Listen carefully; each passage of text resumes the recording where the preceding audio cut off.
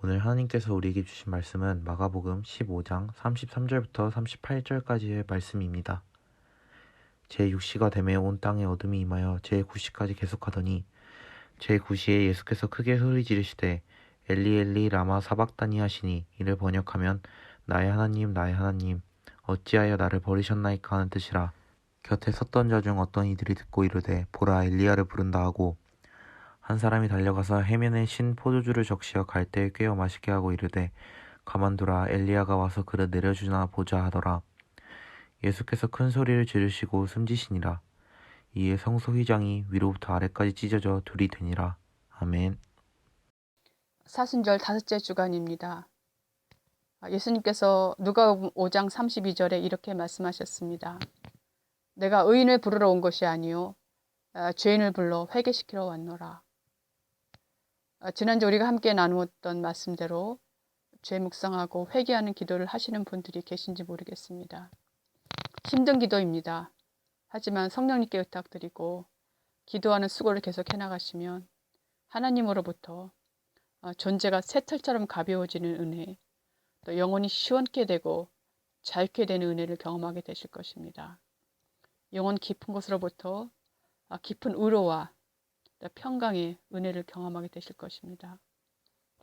여러분들에게 이런 은혜가 있기를 기도합니다. 예수님은 금요일 제3시 오전 9시에 십자가에 못 박히셨습니다. 예수님 십자가에 못 박히신 후에도 자신의 고통을 먼저 돌아보지 않으셨습니다. 함께 못 박힌 강도를 구원해 주셨고 아들을 잃게 될 어머니 마리아를 불쌍히 여기시며 제자 요한에게 어머니를 모셔달라고 부탁하셨습니다.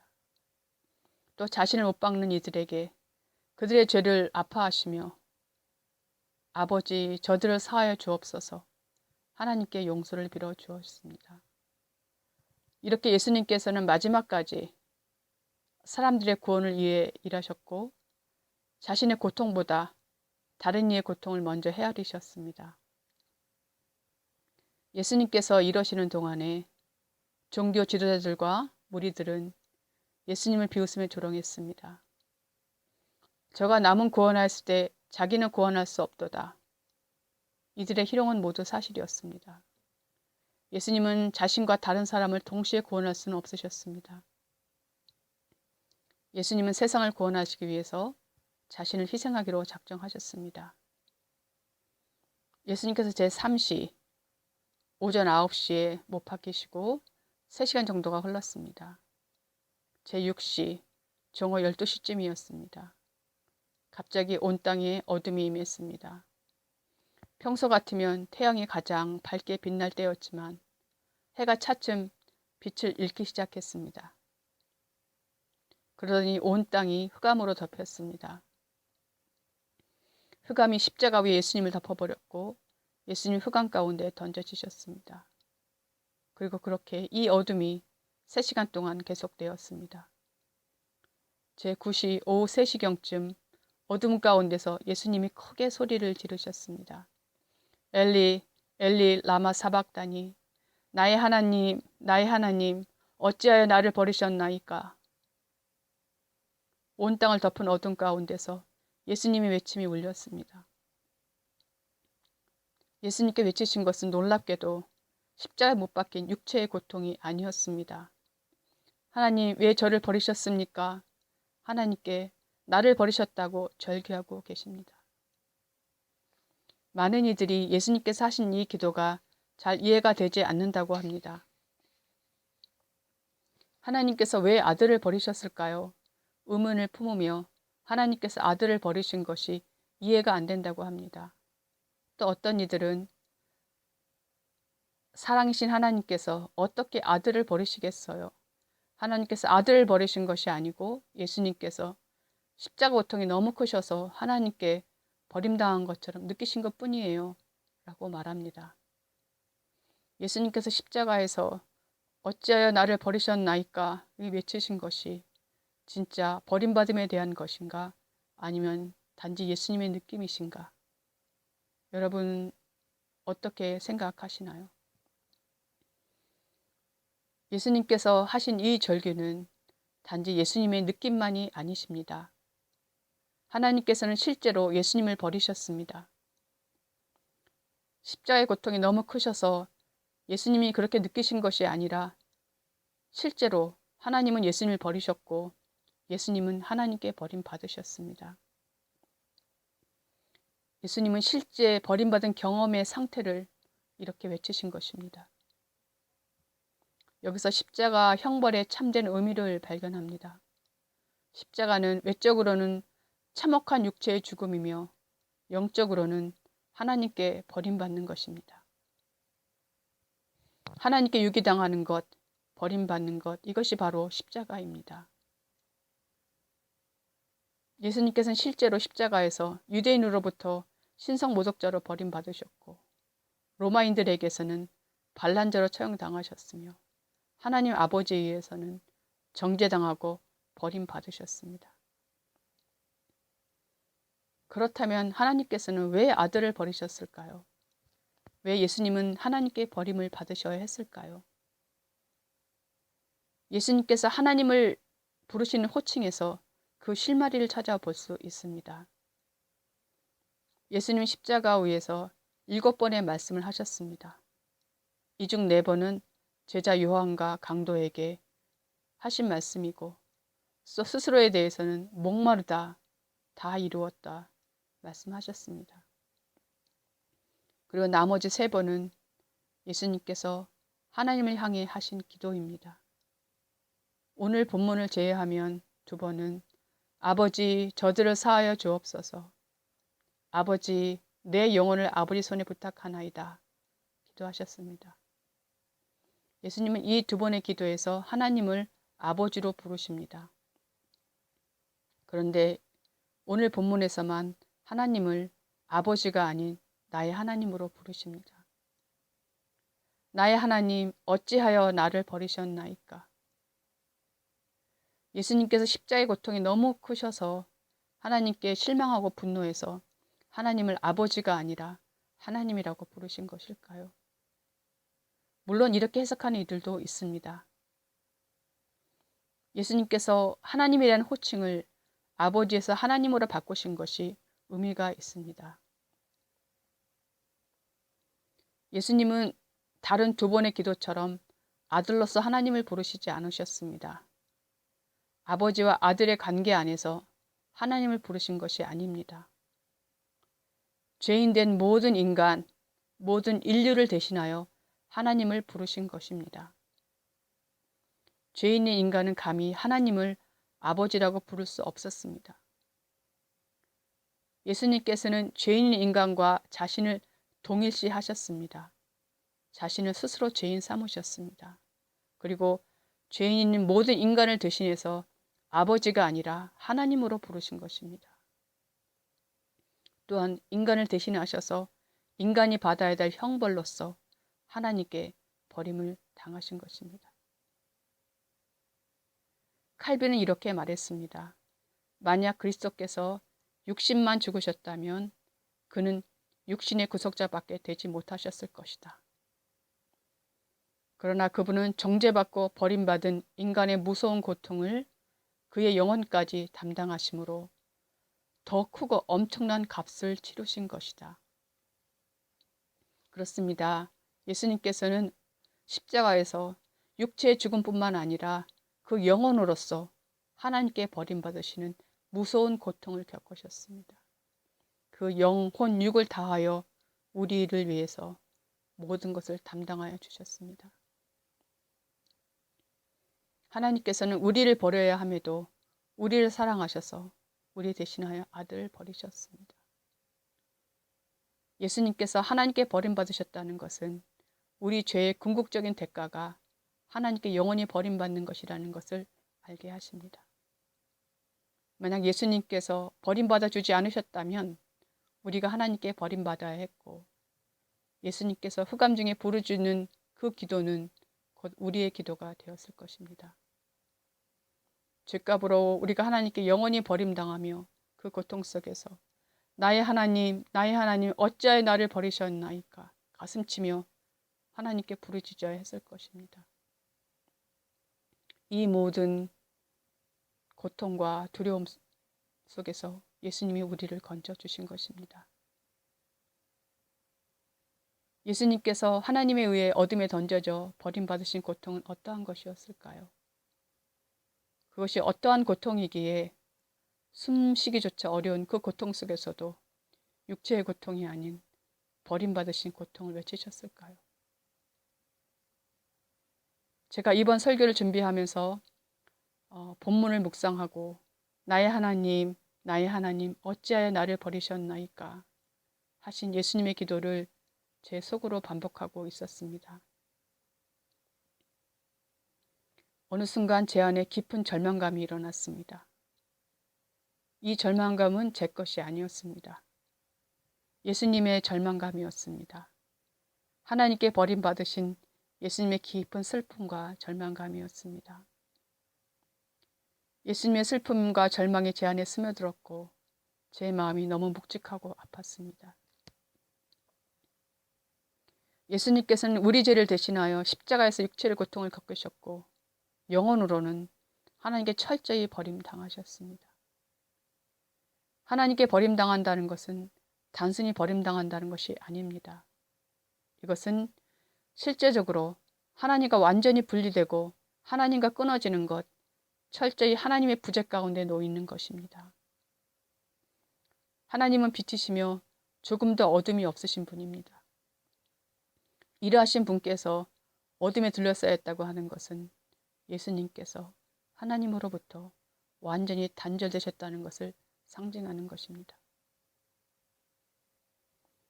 이렇게 제가 하나님께 버림받은 예수님의 고통스러운 기도를 묵상하며 예수님의 슬픔과 절망감을 느끼고 있을 때 이전에 저의 기도 체험과 연결되었습니다.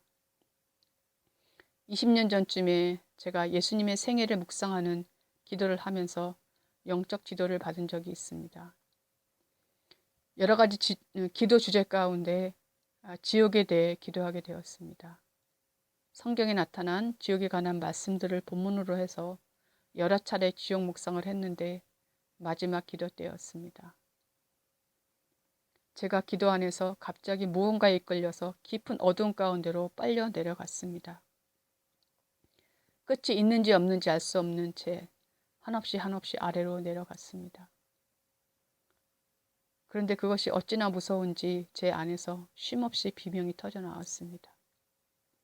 그렇게 이끌려 내려가다가 어느 순간 제가 딱 멈추었습니다. 그런데 어떤 바닥에 닿고 멈춘 것이 아니었습니다. 아래도 없고 위도 없고 양옆도 없는 허공 한가운데였습니다.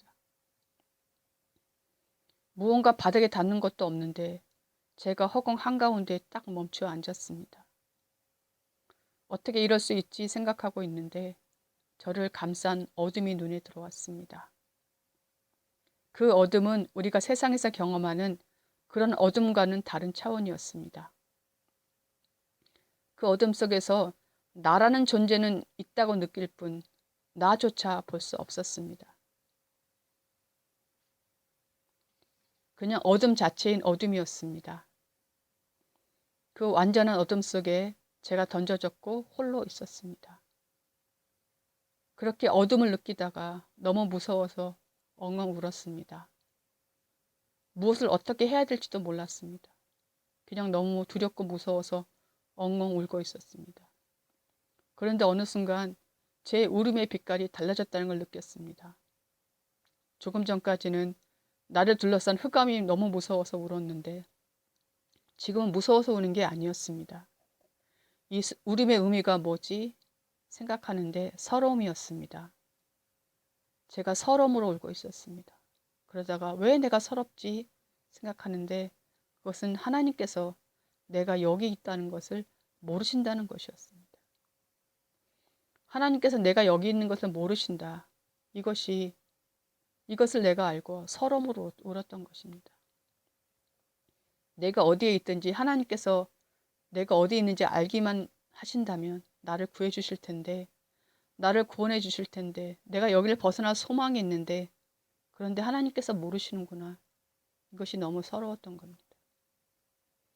이 서러움과 절망과 슬픔이 뒤섞여서 제가 울고 있었습니다.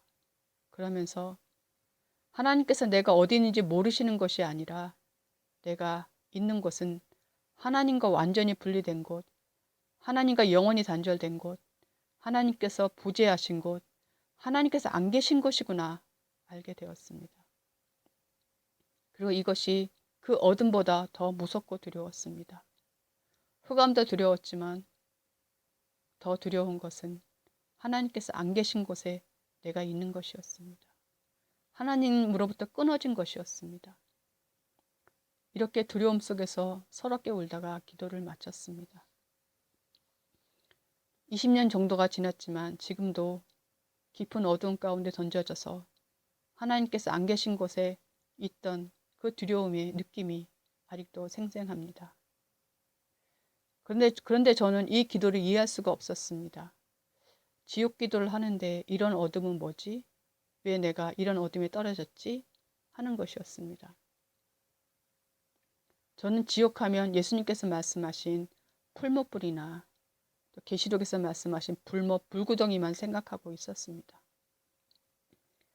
저를 지도해 주신 지도자와 이 기도에 대해 함께 나누었지만 그분도 말씀은 없으셨습니다.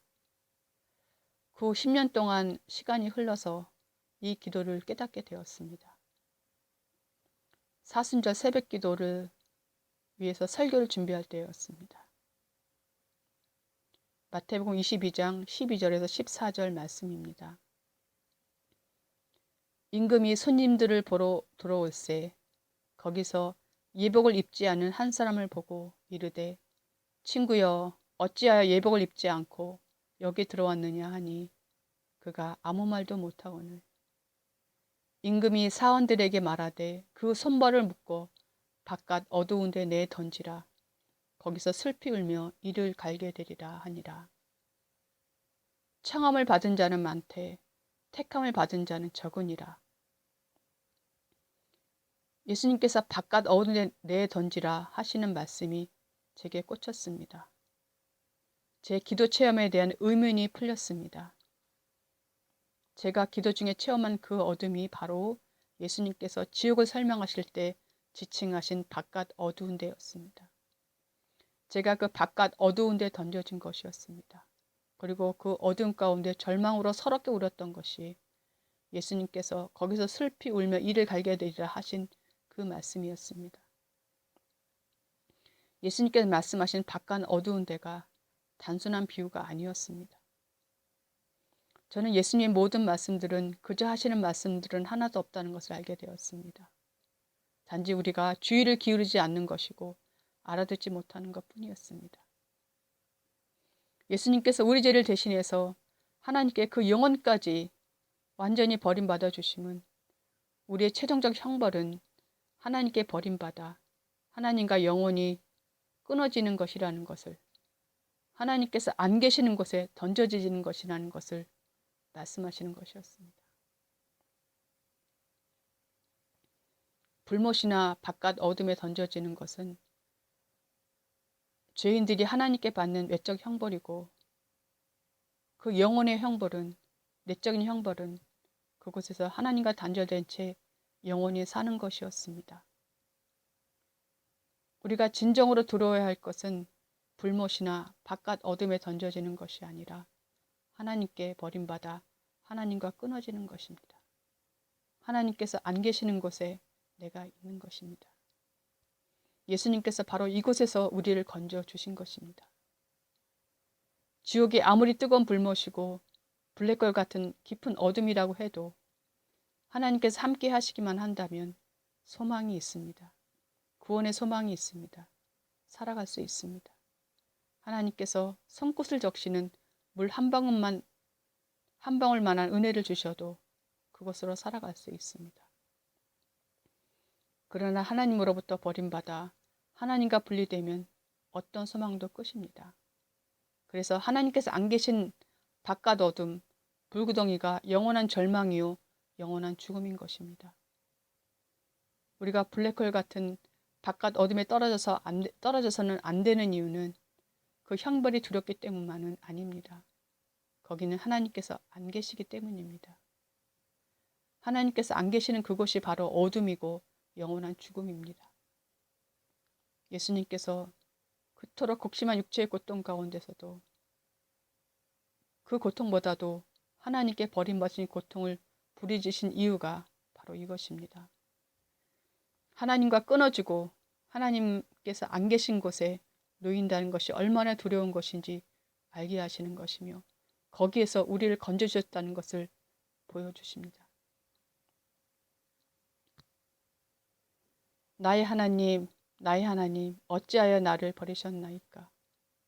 이 기도는 본래 우리 죄인의 기도였습니다. 그러나 예수님께서 우리를 대신하셔서 기도하여 주심으로 이 기도를 우리에게서 폐기시키셨습니다. 나 같은 죄인을 구원하기 위해서 희생당하신 분이 누구신가? 하나님이신 그분께서 나를 구원하기 위해서 어떤 희생을 치르셨는가? 나를 어떤 곳에서 건져주셨는가? 과연 내가 어떤 곳에서 건진받았는가? 이 사실 하나만 우리가 제대로 깨닫는다면 우리는 변화될 것입니다. 예수 그리스도와 그 십자가만을 자랑할 것입니다. 우리의 모든 의향과 행동과 노력이 오직 예수님의 영광과 예수님을 보다 잘 섬기는 것으로만 마련되기를 원할 것입니다. 우리는 무엇을 두려워하며 살아가고 있습니까? 어떤 일이 일어날까 두렵습니까? 암처럼 무서운 질병 때문에 두려워할까요? 혹은 하는 일이 잘 안 돼서 혹은 잘 안 될까 봐 두려울까요? 자녀들 문제로, 경제적 문제로, 또 인간관계 생기는 문제로 두려울까요? 혹은 죽음이 두려울까요? 연약한 우리에게는 이 모두가 사실 두려운 일입니다. 이 세상에서 살아가는 동안 우리가 만나는 것들이지만 만날 때마다 고통스럽고 두렵습니다. 예수님께서도 죄가 없으시면서도 죄인 되시고 사람들의 모든 수치를 받으시고 인간으로서는 견디기 힘든 십자가의 고통을 당하셨습니다. 예수님께서도 그때 고통스러우셨고 고통받으셨습니다. 그러나 그 어떤 것도 예수님께 최고의 고통은 아니었습니다. 예수님께 가장 두려운 것은, 가장 고통스러운 것은 하나님께 버림받는 것, 그래서 하나님과 단절되고 하나님과 끊어지는 것이었습니다. 하나님 안 계신 곳에 계시는 것이었습니다. 우리가 제일 두려워해야 될 것이 바로 이것입니다. 하나님과 분리된 채 살아가는 것입니다. 하나님은 소홀히 하며 살아가는 것입니다. 하나님과 틈을 만들며 살아가는 것입니다. 하나님 안에서 산다고 하지만 하나님 없이 살아가는 것입니다. 예수님은 십자가 지시기 전이나 심지어 십자가 외에서도 아버지를 찾으셨고 아버지를 부르시고 아버지께 기도하셨습니다. 아버지와 한순간도 끊어지지 않으셨습니다. 하나님께서 우리를 대신하여 아들이신 자신을 버리기 전까지 말입니다. 요한 3서 1장 2절에 말씀하십니다. 사랑하는 자여 내 영혼이 잘됨 같이 내가 범사에 잘되고 강건하기를 내가 간구하노라. 성경은 내가 범사에 잘되고 강건한 것보다 나의 영혼이 잘되는 것이 먼저라고 말씀하십니다. 하나님과의 관계가 잘되는 것이 우선이라고 말씀하십니다. 여기서 잘된다고 하는 이 헬라어 단어는 유오도오라고 하는 단어인데 순조롭다, 번영한다, 성공하다, 진전되다 이런 의미입니다. 그러니까 하나님 관계가 막힘없이 순조롭고 하나님 관계가 성장하는 것이 영혼이 잘 되는 것이라고 말씀하시는 것입니다. 나의 영혼이 잘 되면 혹시 범사가 생각만큼 잘 안 되어도 혹 강건하지 못해도 우리는 내적인 힘을 잃지 않습니다. 그 가운데서도 하나님을 신뢰하는 기쁨이 있고 하나님께서 공급하신 힘으로 살아갑니다. 피할 길을 주시고 도우시는 주님의 은혜를 경험하며 살아갑니다. 그러나 매일매일 하나님과 규칙적인 교제가 없다면 하는 일이 잘 되고 강건한 것이 오히려 우리를 쏘는 독이 됩니다. 하나님보다 세상에 맞들이게 하는 독이 됩니다. 우리의 삶은 매일 어떻게 흘러가고 있습니까? 하나님과 끊어지는 것을 무엇보다 두려워하신 예수님께서 나를 보실 때 어떻다고 여기실까요? 어느 날 제가 거실에 앉아 있는데 기도해야 된다는 부담감이 생겼습니다. 그런데 기도하기가 싫었습니다. 마음은 불편한데도 순종하지 않고 버티고 민구정거리고 있었습니다. 그런데 예수님께서 내 등 뒤에 계신 것 같은 느낌이 들었습니다. 그래서 그걸 확인해 보려고 슬쩍 고개를 뒤로 돌렸습니다. 그런데 그 순간 제 마음에 예수님의 음성이 들렸습니다. 내가 네 부담이니? 순간 너무 놀랐습니다. 입으로는 주님 주님 하면서 주님과 교제를 즐거워하지 않는 내 상태를 본 것과 그것이 주님을 부담스럽게 하는 태도인 것을 주님께서 가르쳐 주신 것입니다. 여러분은 어떠세요? 나와 하나님 관계가 유오도하고 계십니까? 하나님께서도 나와 하나님 관계가 잘 되고 있다고, 성장하고 있다고, 순조롭다고 여기실까요? 지금까지 신앙생활을 해오시면서 각자 나름대로 하나님과 교제하고 관계 맺는 방법들을 가지고 계실 것입니다. 그 방법들이 만족스럽고 하나님 관계를 성장시키는 데 도움이 된다고 생각되시면 그 방법을 계속 해나가시면 됩니다. 그러나 만약 내가 굳어버린 형식적인 신앙생활을 하고 있다고 느껴져 고민되시거나 혹 지금보다 하나님과 더 친밀하고 더 깊게 교제하고 싶은데 어떻게 해야 될지 모르겠다 하시는 분들이 계시면 한 가지 기도 방법을 추천해 드리고 싶습니다.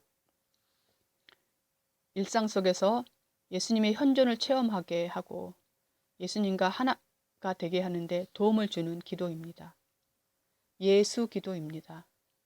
이 기도는 4, 5세기의 사막의 교부들이 시작했고 14, 15세기경에 오늘과 같은 기도 형태로 만들어졌다고 합니다. 그리스도교 전통 안에 있는 기도로서 그리스도인의 영성 형성에 큰 영향을 끼치는 기도입니다. 이미 많은 그리스도인들이 오래전부터 사랑하고 실천하는 기도입니다. 이 기도는 데살로니가 전서 5장 17절 쉬지 말고 기도하라 하신 사도 바울의 권고를 실천하는 기도 방법입니다. 우리 사람이 어떻게 하루 종일 쉬지 않고 기도할 수 있을까? 라고 생각하다가 우리 사람에게 24시간 1초도 쉬지 않고 움직이는 것이 있습니다. 바로 호흡입니다. 이 호흡, 즉 들숨과 날숨에 맞춰 예수님의 이름을 부르는 기도입니다. 이 기도문은 누가복음 19장에 나타나는 맹인 바디메오가 예수님께 했던 말을 기도문으로 삼았습니다. 그 원래 기도문은 이렇습니다. 하나님의 아들 주 예수 그리스도님, 저에게 자비를 베푸소서. 또는 하나님의 아들 주 예수 그리스도님, 저를 불쌍히 여기소서 하는 것입니다. 아니면 이것을 아주 단순하게 줄여서 주님 또는 그리스도님 또는 주 예수님 등 내가 주님과 가장 교통하기가 좋은 호칭을 간단히 정해서 기도할 수도 있습니다. 그러니까 원래 기도문으로 할 수도 있고 한 단어로 줄여서 할 수도 있는 것입니다. 그리고 이 기도를 나의 호흡에 얹어서 기도합니다. 예를 들어서 원래 기도문으로 기도하신다면 들이쉬는 들숨에 하나님의 아들 주 예수 그리스도님 이렇게 하시고 숨을 내쉬면서 저에게 자비를 베푸소서 기도하는 것입니다. 그런데 이 호흡이 너무 가쁘다, 불편하다 하시면 더 나누셔도 됩니다. 첫 번째 호흡 들숨에 하나님의 아들 또 내쉬면서 주 예수 그리스도님 또 다시 들이쉬면서 저에게 다시 내쉬면서 자비를 베푸소서 이렇게 기도하시면 됩니다. 또 한 단어 혹시 주님으로 하고 싶으시면 들숨에 오 내쉬면서 주님 이렇게 하셔도 됩니다. 그러니까 내가 가장 호흡에 편안한 것을 찾으셔서 그 호흡에 내가 정한 기도문, 기도 단어를 얹어서 기도하시면 됩니다. 이렇게 이 기도 수련을 꾸준히 해나가면 이 기도가 마음에 이렇게 얹혀지게 되고 나중에는 호흡에 달라붙게 됩니다. 그러면 내가 굳이 이 기도문을 의식적으로 하지 않아도 이 기도문이 내 호흡에 달라붙어서 숨을 쉬면 호흡을 하면 기도가 저절로 되게 되는 그런 기도입니다. 그래서 사도 바울이 쉬지 않고 기도하라 하시는 그 권고를 이루게 되는 것이죠. 해보시면 너무 좋습니다. 예수님의 현존을 기도 안에서 경험하고 일상 속에서도 예수님이 나와 함께 하신 것을 인식하며 살아갈 수 있게 도와주는 그런 기도입니다. 이 기도는 하루에 15분에서 20분 정도 하면 되고요. 기도 끝난 후에 간구 기도나 말씀 묵상을 하시면 훨씬 도움이 됩니다. 또 이 기도는 때와 장소 상관없이 기도할 수 있습니다. 길을 가실 때 차를 타서도 일을 하면서도 할 수 있습니다. 그 교회 안에서 성도들이 함께 모여 기도해도 참 좋습니다. 예수님은 십자가에서 육체의 고통보다 하나님께 버림받는 고통을 더 고통스러워하셨습니다. 하나님과의 분리, 하나님과의 끊어짐, 하나님과의 단절은 죽음 후에만 있지 않습니다. 또 예수님 안에 있지 않은 이들이 경험하는 일만이 아닙니다. 우리가 일상 속에서 매일매일 하나님과 규칙적으로 습관을 따라 교제하지 않는다면 이것이 영적으로 하나님과의 분리요, 하나님과 끊어진 상태요, 영적 어둠 가운데 있는 것입니다. 우리가 바깥 어둠에 던져지는 것을 두려워할 것이 아니라 현실의 어둠, 일상 속의 영적 어둠을 두려워해야 합니다. 예수님께서는 자신의 영혼육을 다하여 하나님께 버림받아 주셔서 우리를 하나님과 영원한 분리되는 자리에서 우리를 건져주셨습니다. 이런 은혜를 주셨습니다. 그런데 이것은 장차를 위해서만이 아닙니다. 일상 속에서도 우리가 하나님을 뵙고 하나님을 향해 마음을 열고 우리 삶에 하나님을 받아들이며 하나님과 연합하는 삶을 살게 하시려는 것입니다. 우리가 예수님의 이 뜻을 중요하게 받아들여야 하겠습니다. 그리고 이 뜻을 실천해 나갈 때 예수님께서 나를 위해서 어떤 일을 행하셨는지, 나를 위해 하나님께 버림받아 주셨다는 사실을 내가 알고 그 은혜를 내가 진정으로 안다는 그 사실을 예수님께 증거하는 것이 될 것입니다. 네, 기도하겠습니다. 주님, 죄인된 우리를 사랑하시되 우리보다 더 사랑하셔서 그 육체와 영혼까지 모두 바쳐서 우리를 구원해 주신 그 은혜에 온 마음으로 감사드립니다. 또 그 희생으로써 우리를 하나님 안에 거하게 하여 주시고 하나님을 아버지로 부르며 하나님과 사귐으로 이끌어 주셨습니다. 주님의 그 사랑과 수고가 우리 가운데서 헛되지 않게 하옵소서. 예수님께서 아버지께 그러하셨듯이 우리도 주님 발치에 앉아 주님과 하나 되게 하여 주옵소서.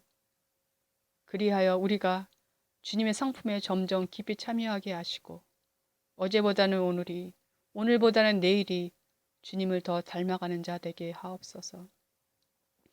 우리가 하는 모든 행동이 기도가 되게 하옵소서. 이것이 주님께서 우리를 위하여 대신 버림받아 주신 참 뜻임을 잊지 않게 하옵소서. 우리를 위하여 하나님께 대신 버림당하여 주신 예수님의 이름으로 기도합니다. 아멘.